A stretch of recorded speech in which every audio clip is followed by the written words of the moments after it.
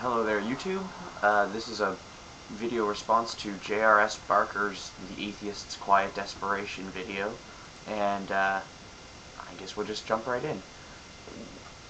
J.R.S. Baker, your example of the jacket is not at all analogous to the life of a human being, and it's simple to illustrate.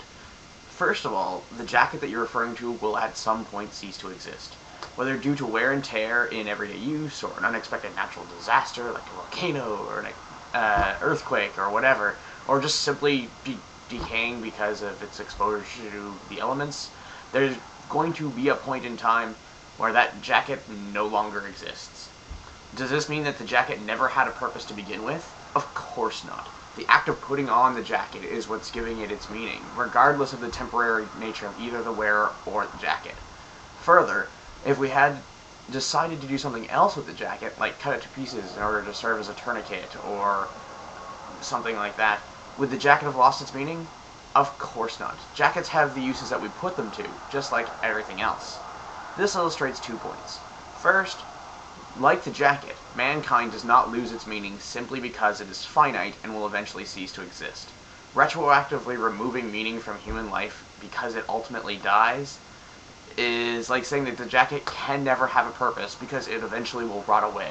It's crazy to assert this, and there's really no reason to do so. Second, it illustrates the jacket has no inherent objective behind it in any necessary way. Sometimes jackets can be used as a means of protection, sometimes they're used as a means of expression, or sometimes they're just used for the raw materials that they contain for other projects. Sometimes the same jacket is used for all of these things. The same is true of mankind. There is no objective meaning for things does not mean that there's no meaning at all, because meaning must be subjective. Objective meaning is a meaningless concept, because there is no meaning without goals, and there are no goals without minds to create them. Meaning is contingent on the subjective, and as such, when you're saying, oh, there has to be an objective meaning, you're essentially speaking nonsense. This is because meaning is goal-dependent. Actions can occur because of intention, and in intentions, goals and purpose reside, and that's where we get meaning from. Meaning derives from intention, goals, and purposes. Since we, as humankind, can create goals, and since we have intentions, we can imbue things with meaning.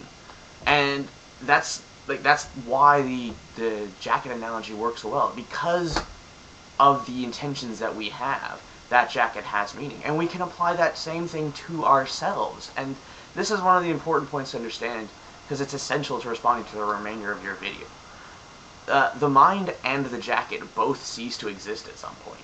It's a mistake to say that the mind becomes unaware of itself, as if the mind continues to exist but simply doesn't perceive.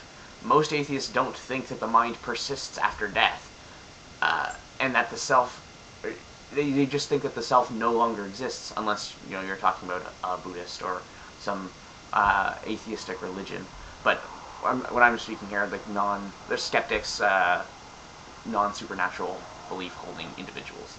And so it's not that they're not aware in the same way that they're not aware in the same way that they're not jumping rope.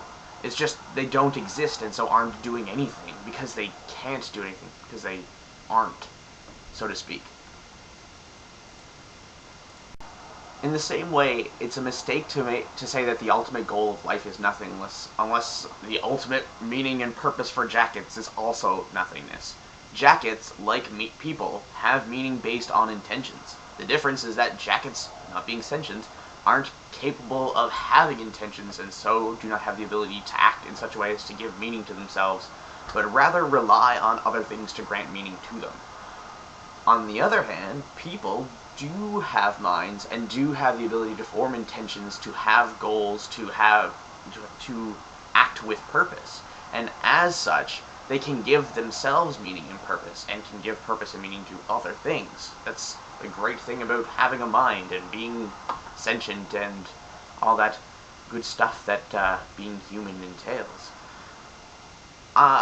You say that death is, you say the ultimate end of life, and you're referencing death here, but death isn't a goal in and of itself. As such, it's a mistake to call it the ultimate end. I mean, it's an end, of course, but not in the teleological sense of the term. It's not.